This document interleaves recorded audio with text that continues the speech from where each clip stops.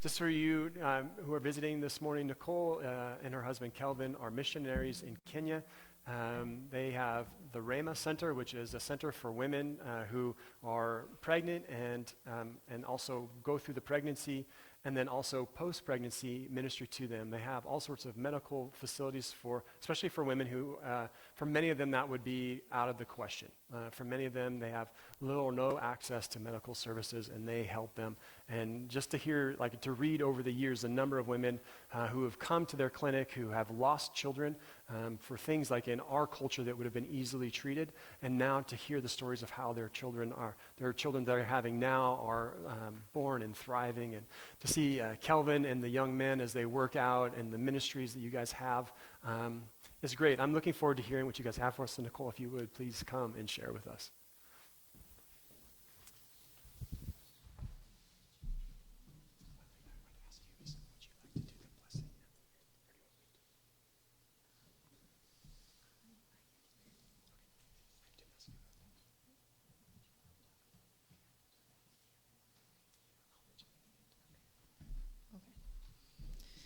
Just colluding on the side here. All right. Good morning, you guys. I am so thankful to be here. Man, every time we walk into Balfour Church, it just feels like a great big hug from family. We love you guys, and you guys are always so warm and welcoming and loving, and so many of you also speak to us throughout the year, so it's like we're conversing over the internet, and it's just so nice to see you all face to face and to be here. Unfortunately, only half of us are here. This is the first time we've done this, where we've split our family across the world. There's many reasons for it. A big reason is it's getting real hard and expensive to maneuver with 6 people in your family. Am I right? Okay, yeah, right? Basic things like we don't fit in a car. Most cars that we have here are 5-seaters, and we are 6 with 2 still in car seats, so that means you need an 8-seater van or something. Some personal things in my life, our accommodation has gotten a little bit trickier in staying in Canada. Putting toddler boys on an airplane for 20 hours is like no fun at all, but we also have been dreaming for a while of doing a Canadian summer. My dad and my mom are really excited to have my daughters here. We're going camping tomorrow. Our girls, my little Canadian girls, have actually never gone camping. We did things like we picked raspberries off a bush a few days ago, which I haven't done since I was a little girl.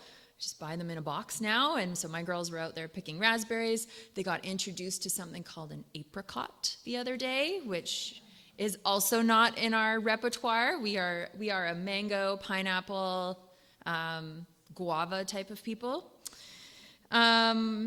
So part of it was us just coming and enjoying a bit of a summer, and we actually had a great day yesterday. A bunch of my cousins all got together, and I actually got to see a whole bunch of my family, and it was such a gift. So a little bit of a family update. Okay, let's get moving here. There we are. We have finally got together new prayer cards. We have several people, particularly in Balfour, who have reminded us that our prayer cards are very old. So we have some new prayer cards, and I have a few here with all 4 of us. I think even the last one we have only has 5 of us. But just a quick update from us. Our firstborn Mercy is now 11 years old, and she is actually transitioning to high school in September, which is wild. That's how the system works. So we now have a high schooler in our family, and she is our lover of all things performing arts. She loves to be on stage. She loves to act. She's super gifted on speaking and emceeing and singing, and she just thrives on a stage, and she's had multiple opportunities over the last 2 years to just perform and sing and dance. It's been fantastic. My Amina is my, you said there's like a pointer? Nope. Right. Amina. Mercy. Amina is almost 10 years old, and Amina is a little bit of a wonder kid. Her mind is brilliant. She recently did some assessment tests. They're in a British system in school, and she scored in the 99th percentile worldwide because she is just, sometimes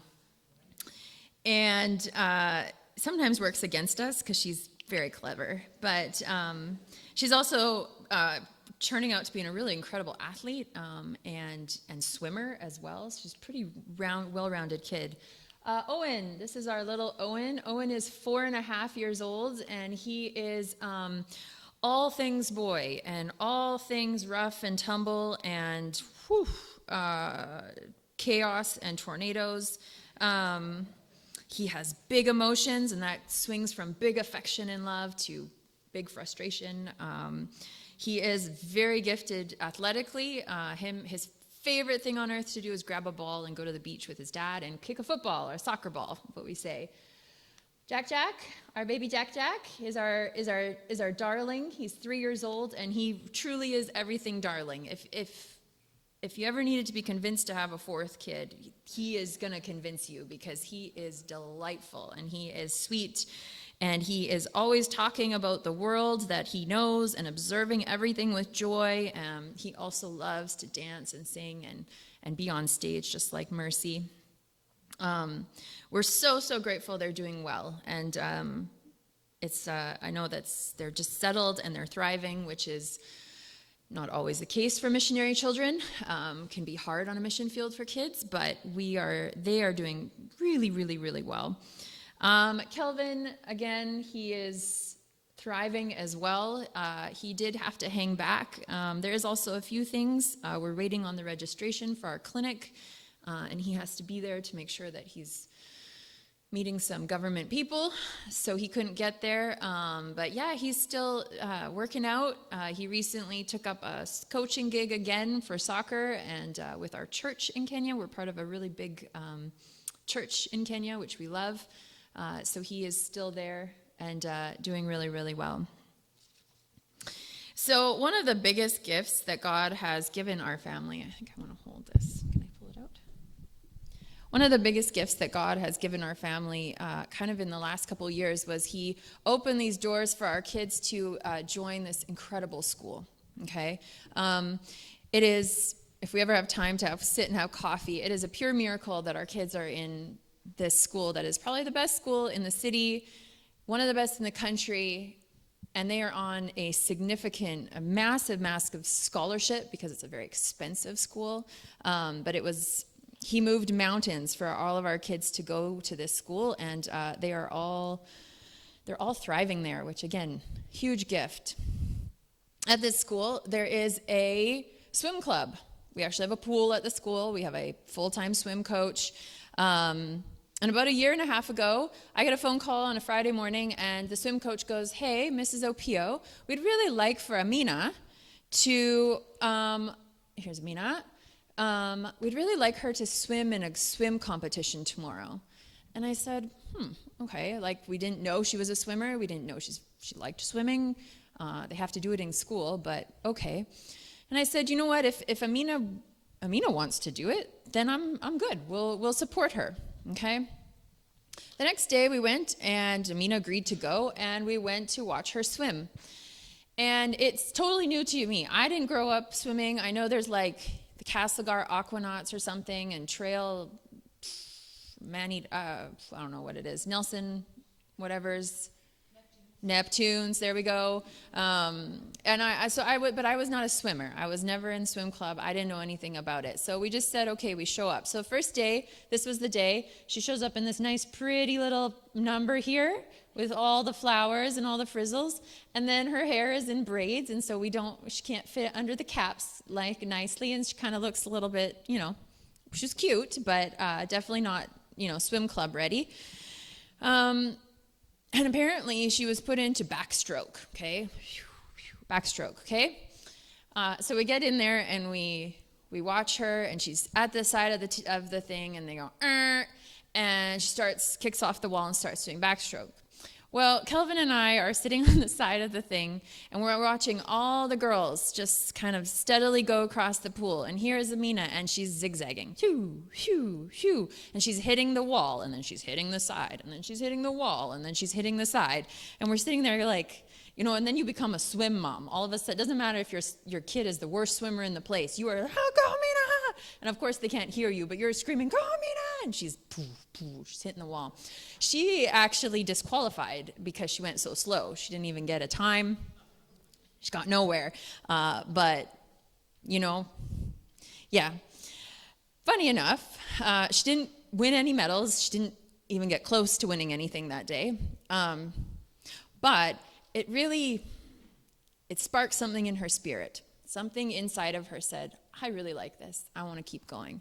And Kelvin and I kind of sat and went, okay, let's make this work for us and our family. So to be on the swim club at school, you have to practice 3 days a week. You have to be there. You have to show up. Kelvin have to drive, and it was quite a bit to do it. But she dove right in, and she was excited, and she did it. We're now 2 years in, and she started becoming good. She started practicing 3 days a week. She started attending more of these galas. She's here. It's a bit hard to see. We got her an official we call them swimming costumes in Kenya. They're called bathing suits. We got her a official bathing suit and some goggles. Yeah, she's kind of there. She's ready to jump off. Started competing. And she starts moving up the leaderboard. All of a sudden, she's not zigzagging anymore. She's going straight. Not only that, things are starting to go a little faster and a little faster and a little faster.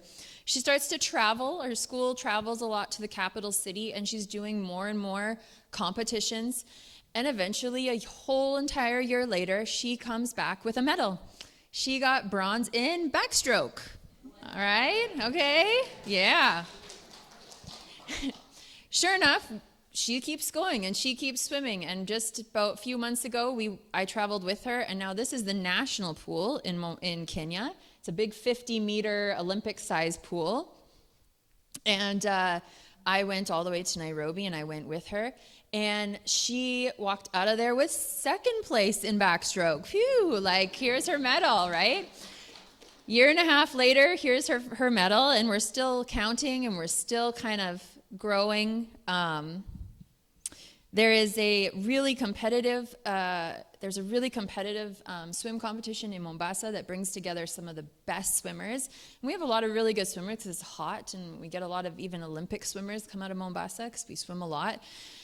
And she's done it several times. It happens every 3 to 4 months. And the first time she did it, she's, at the end. There's something called heats, if any don't know, in swimming. So there's multiple, races and times, and it's all quite, I didn't understand that at first. I thought she was winning her, the races, but she was actually winning her heat, which she was at the last heat, and she was at the bottom of the pack. So she was getting, there's 16 girls in her heat, and she was at 12, 13, 14.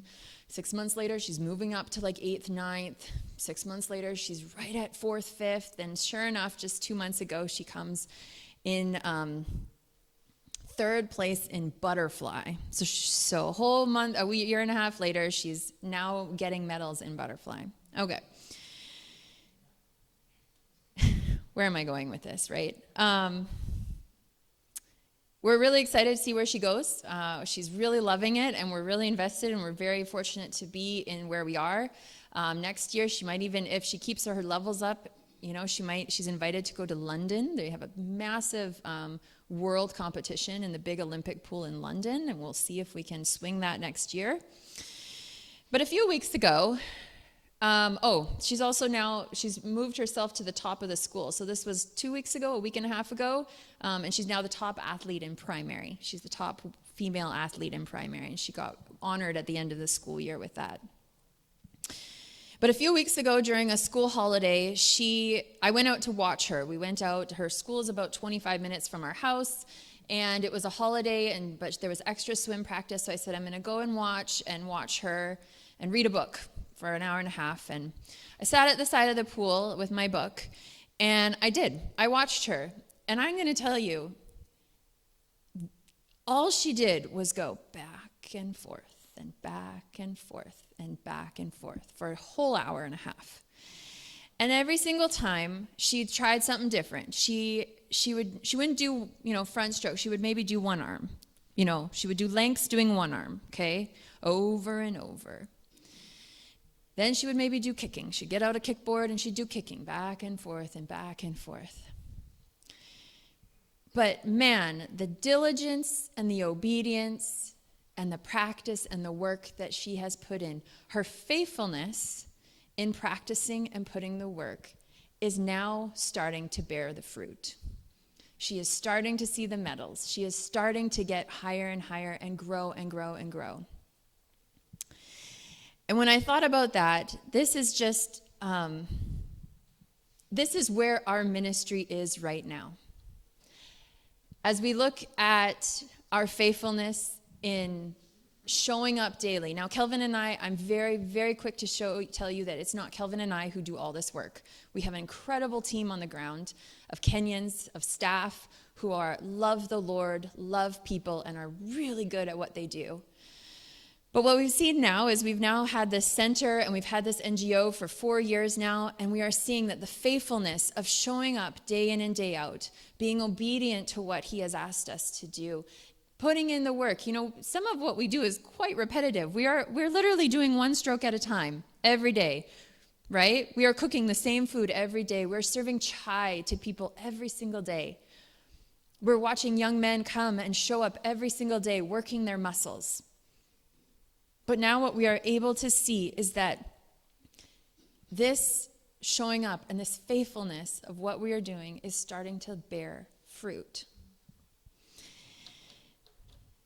A theme verse sort of in my life the last year has been Proverbs 3 verse 5. And if any of us have grown up in church, and we probably know that right off the top of our head. It says, trust in the Lord with all your heart and lean not on your own understanding. In all your ways acknowledge him and he will direct your paths. Trust in the Lord, right? We're going to break it down. Trust in the Lord. Trust him with everything inside of you. Trust him with all your heart. Trust him when he calls you up in the morning and says, hey, do you want to go in a swim competition? You say, okay. When he calls you and says, hey, I need you to do this. I need you to open a clinic for moms and babies. Trust him. I need you, whatever it might be. I need you to go to Canada without half your family. Trust him. With all your heart. What I've so much learned about God, and I loved what Jason said about, God is working around the world and there's so much he is doing. And it's really good to make sure that our identity, no matter where we are or what we're doing, is really rooted in Christ, because what he really wants is us. Oh, trust him with all your heart.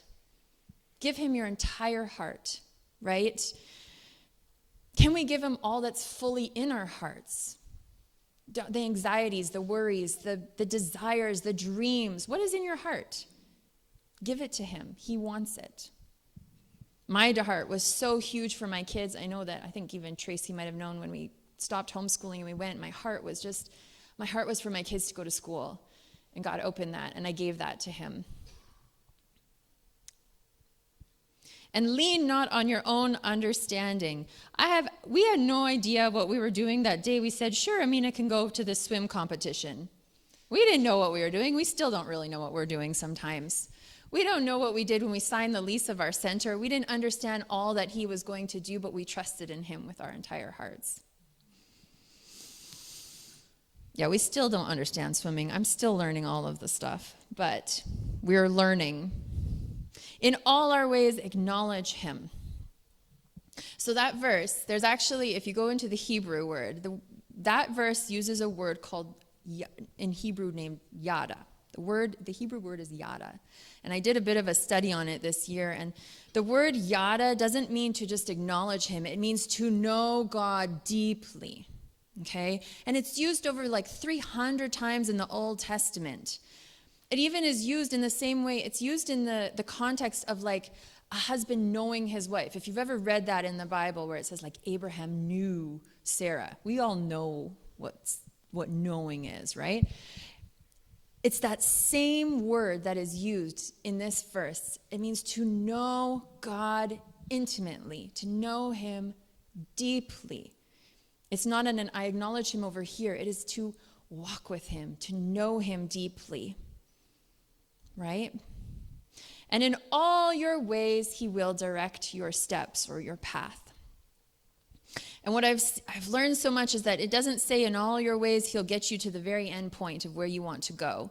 But it's often like a faithful step by step moving towards the way, the path that he has set for us. Our mission statement for our ministry in Kenya is to move with compassion and to transform lives. And I started kind of kicking around in my head, what does it really look like to see transformation? What does it really look like to see transformation in people's lives? And I've learned that it's often a slow process of faithfulness. It is a slow process sometimes of showing up, being obedient, trusting in him, giving him our hearts, acknowledging him, the persistence of practice, you know.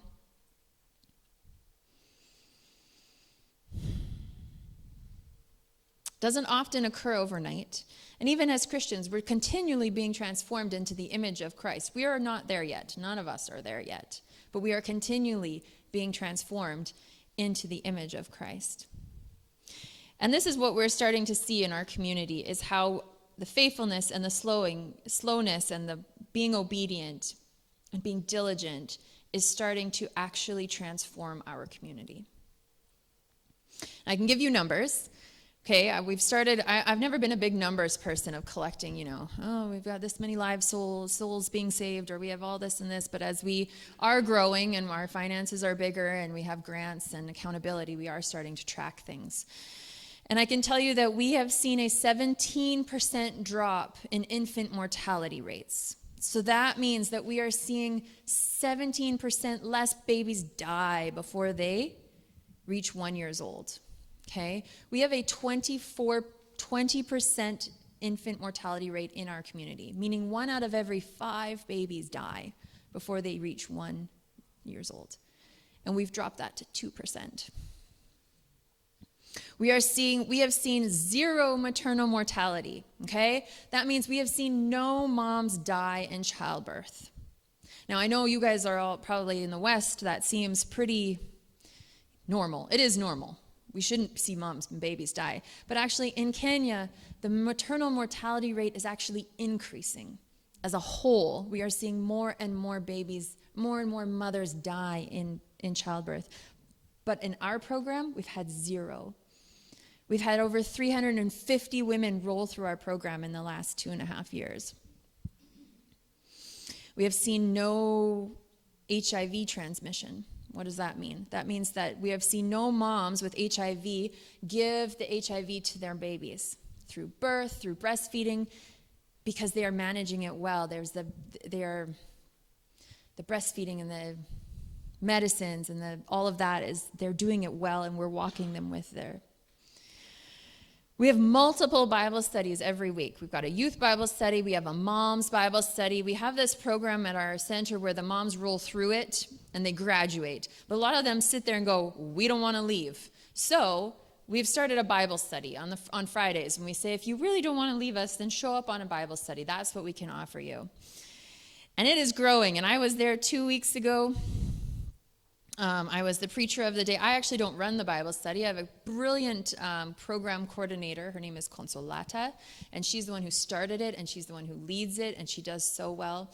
And I remember when we started the Bible study, we literally gave them all Bibles. When they graduate out of the program, they all get a Bible in their local language. And we would tell them, okay, go to Genesis, and they would have no clue. And they would often all talk, because they all got the same Bibles, so the page numbers were all the same, okay? So they'd be like, what page is it? And the other one would be like, page 25. And so they'd all search for page 25, because that's where Genesis was, right? And they'd sift through their Bibles. But 2 weeks ago, I was preaching, and we were in Matthew. We were in the Gospels. And I tell you, it was so fun watching them each flip through the Bibles. They knew exactly where Matthew was, and they knew exactly the parables. We were talking about a parable, and we were talking about what does it mean, and what is God trying to say, and the answers and the growth in their lives was just incredible. Like Jason mentioned, we have a massive workout program. Okay, so by morning and afternoon, it's this like the center is filled with young men and youth, and it actually attracts the most Muslims into our center. And working out is such a great way of understanding how transformation works, right? You know, the diligence of showing up every day, working muscle groups, and then seeing kind of the fruit of what you're doing. And a lot of these young men see that, and then they often see how it affects every other piece of their life, their social lives, their spiritual lives, their emotional lives, right? So a few weeks ago, my husband did a great fitness challenge. So he grabbed them all, and they did all these, you know, like wall squats and whatever's and throwing tires and all this type of stuff. But part of the challenge was he also challenged them into a session of reflection where they all had to come up with how have they seen this help their lives? How have they seen this help their spiritual lives? And the answers they gave were brilliant about discipline and order and care, the fact that God does care for them. They do have to put in the work, but God does care for them, right? Kelvin actually picked up a whole bunch more workout equipment yesterday. We had a missionary leaving, and so now we are expanding, and he's making even more because we're kind of, again, bursting out of the seams. This was a 1-year-old birthday party. Right? One of the markers that we keep in our center is to get kids to reach 1. And so last year we celebrated all the kids that reached 1 in 2024. And it was, again, just a really good reminder of how when you're walking faithfully and you're moving and you're putting in the work every single day, you're seeing fruit. We are seeing babies actually grow up. And we are seeing them be I missed a baby. And so we decided to celebrate. And in December this year, we'll do it again. All the babies that reached 1 year old in 2025, we're going to have a big birthday party for them all. The only downside of them reaching 1 year old is then they often start getting really scared of my skin, and they don't like me anymore. When they're babies, they're easy to snuggle, but once they see the white girl, they start to freak out. But what a gift it is to now see that communities are being transformed. Babies are surviving. Moms are being healthy. I'm going to show you just 2 videos today. And the first one is really fun. So a couple of years ago, we started doing ultrasounds at our center. Okay, so this is actually an ultrasound machine. We have this little wand here. I have a pointer, right. Here's a little wand, and you actually plug it into a device of some sort. We now have an iPad, but you can also use an iPhone. And we had a doctor working with us, is Dr. Ashley. She was with us this time, and it was the first day we were doing ultrasounds, and we were all kind of giddy, and it was all really exciting. It was like a dream and a vision come true, right?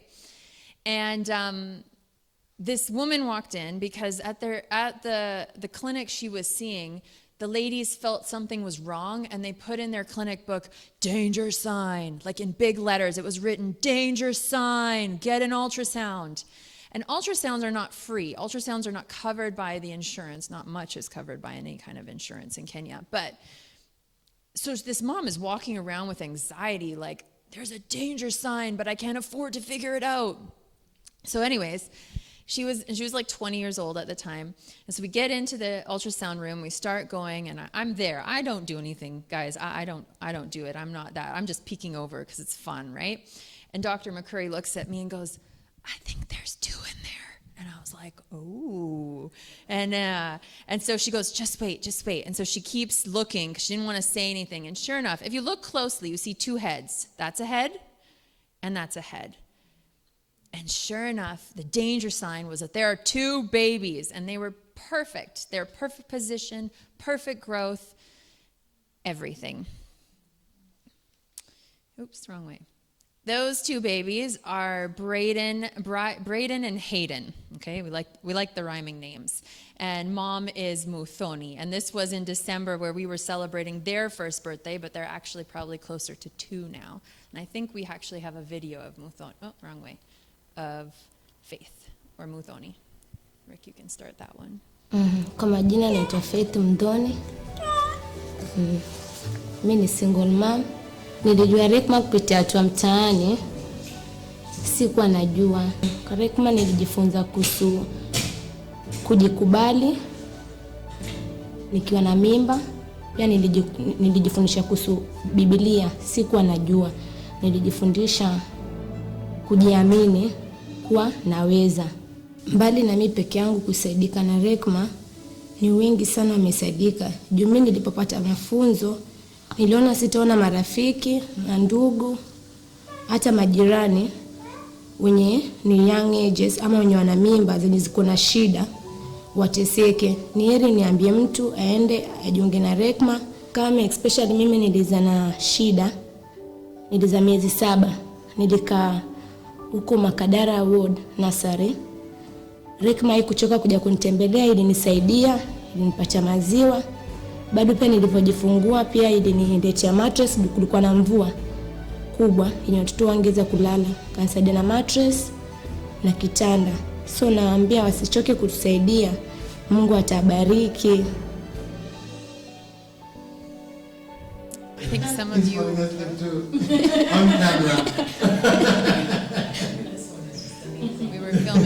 we were filming this, and she had the babies with us, and they both kept falling asleep on her, and we transferred one to the sofa and the other one fell asleep on her, and it was really cute to watch. I think you guys were a part of that. I think some of you guys helped buy mattresses for her. Muthoni is thriving. She was a single mom. I don't even know where the dad is. I don't know if he showed up. I don't know what's happened. But when she got pregnant, her first thought was abortion. But then she ended up at our center, and she ended up just realizing she can do it. She now runs a small business in the slums. She sells fried potatoes. So she's sitting there, and she is supporting her kids the best that she can. Still, sometimes everyone needs help a little, but we see her every Friday. I saw her just 2 weeks ago, and babies are moving up and down, and they're in the fighting stage, so they now beat each other up, but because they're toddler boys. But she's doing really, really, really well. We have a really young, last year in 2024, we had a ton of teen moms. About 25% of the women who came last year were under 17. So we're even seeing a lot more younger moms, and it's really hard, but we're trying our best to support them so they can go back to school, that they can raise their kids. Whatever has happened, dads often disappear somewhere. Trying to relieve a lot of those burdens for them. Our next lady here is, this is my brilliant nurse, Teresa. She's fantastic with the women. And her name is Valerie. And Valerie came to us a year and a half ago, 2 years ago. And she'll tell you her story, but Valerie is one of our HIV positive moms. And HIV is still very prevalent in Africa. About 10% of the moms in our programs are HIV positive. And unfortunately, with social stigma, cuts from funding, particularly from our neighbors in the South, it's actually making a really big impact on the spread and the treatment of HIV. Valerie is phenomenal, and when we first started coming to the center, she would pull me aside every time and say, how do I do this properly? It's really tricky to breastfeed and to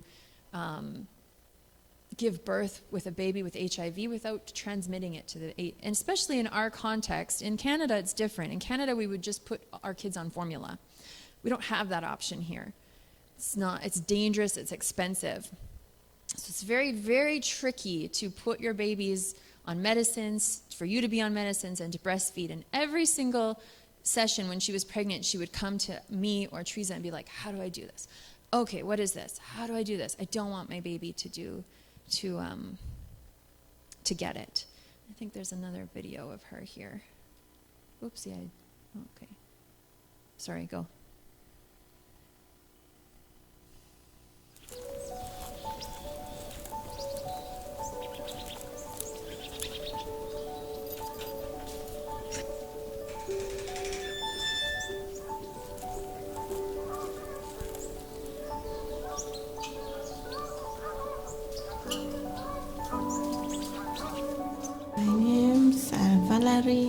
George Omondi. Kabla niingie kwa Rhema sikuwa najua mambo mengi kuhusu kulea. Nilizaa firstborn wangu on 2022 mwezi wa 4 tarehe 8. Before afike 1 year, it was like one week to 1 year. Akaanza fever, kuhara, kamkimbiza hospitali. In 2 days kapass. Nikakaa like 1 year. I got another pregnant. Nikakutana na rafiki yangu akaniintroduce, akaniambia kuna mahali wao wanaenda kufundishwa jinsi ya kulea mimba. Hapo ndo nikaanza kujifunza mambo mengi that sikuwa najua in the first. Mimi nilizaliwa na HIV, naendelea vizuri na ARVs, niko LDL nalea, lakini my baby ako negative. My husband also ako negative. Tangu nijoin Rhema mambo yamebadilika sana. Rhema wako na ukaribu sana na watu wao, wanatembelea nyumbani. Kama uko na mimba bado ukiwa hapo ukisoma end months, wao wanatuletea chakula.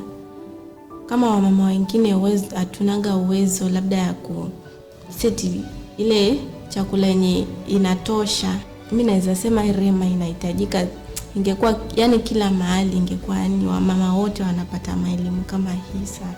Sasa my baby ako 6 months, ameshapata chanjo zote na afya yake ni mzuri, sijatisika na magonjwa kama mara ya kwanza. Au wenye wana support Rhema tunawashukuru. Mungu azidishie. The future is bright.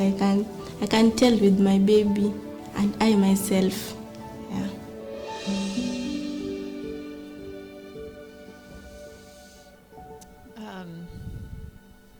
I also saw Valerie 2 weeks ago because she also loves to be a part of the Bible study on Friday. She's one that will not leave us alone. But she's such a good advocate and she's such a good example in her community. If you caught that, her husband is negative, meaning she's doing everything right to protect herself and her husband, and her baby is currently negative. They do a final test of babies at 18 months, and that's kind of the final test of whether you're negative or positive. So her baby is turning 1 next month, and we pray that baby keeps up the negative. What I love so much about when I listen to Faith and I listen to Valerie is that when we meet them, they often have a lot of worry and anxiety and fear, and yet by the time we let them go, they're now full of hope. They're now full of joy. I have another video that I won't show today, but it says, Muthoni is sitting in her house and she goes, children are a blessing. And it was like, okay, from going that she wants to get rid of them to children are a blessing from God. That's the transformation that we are starting to see. One thing that has remained really faithful is you guys. And I really always hope that you see that your faithfulness in praying and giving is also bringing forth all this transformation. There's so many of you. Your church as a whole gives to us faithfully. I can see now that you are praying for us right at the front. I'm sure we show up in your prayers so often. Many of you are giving every single month, and maybe you don't see it. Maybe you just know it as another charge on your credit card or a little bit of a withdrawal out of your bank account. But those tiny things, those tiny acts of faithfulness and giving and obedience are literally transforming lives.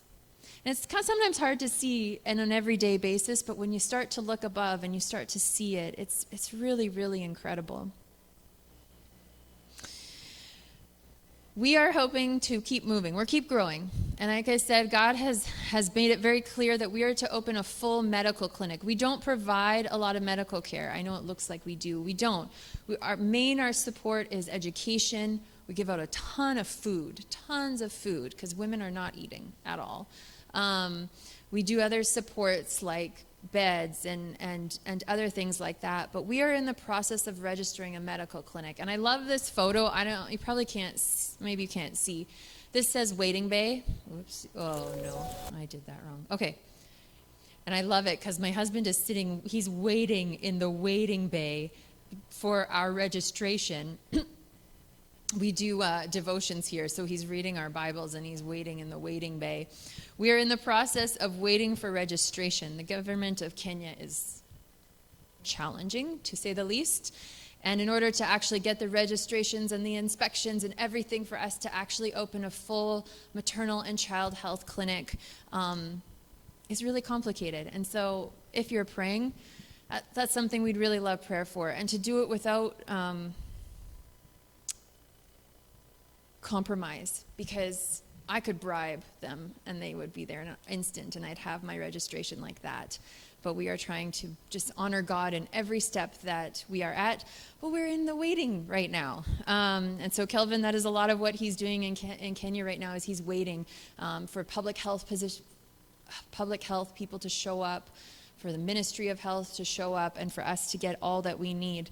Once we open the clinic, we will provide everything for these women. They will get all their ultrasounds, labs, vitamins, vaccinations, family planning, birth control. And we're even going to start an outpatient treatment. So when babies come with vomiting and diarrhea and fever, we can treat them, right? So that they're not going to die. They're not going to struggle with funds. They're not going to be hesitant to go to a hospital because at the hospitals they don't have money. They're not treated with care. They can come to us. And so that is our prayer, that we can get it open as soon as we can. In order to make this happen, we do need to increase our funding, because we don't want the funding to, the burden to fall on the moms. I don't want them to have to choose between their daughter who is vomiting and diarrhea or the few dollars that they have in their pocket. I want to be able to provide them health care. We do have a great sponsorship program that if you want to sponsor a mom through our program, it's $100 a month and they get all of it. Okay? They get all the food, the education, the ultrasounds, the labs, everything, treatment for their babies, to cover all of those expenses. Well, where am I? I actually think that might be the end. Yeah. But that's where we are right now, and we are really grateful for you guys, for your faithfulness in showing up and helping us to transform these lives that we are mingling with every single day. So, thank you. Yeah.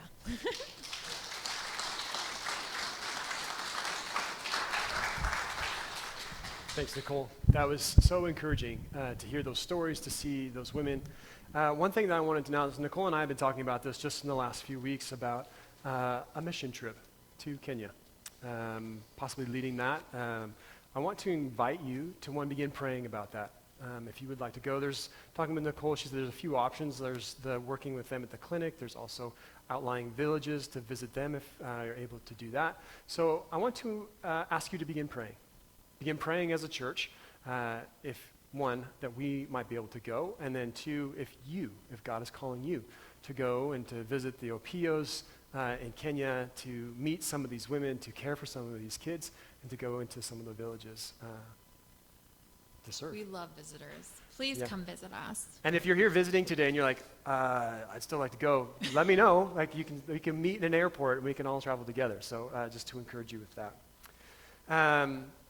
I also want to mention too is that today we're having a mission lunch. For those of you who've been here a while, you know what that means. If you're visiting, that means we have a basket at the front of the line. It's a love offering.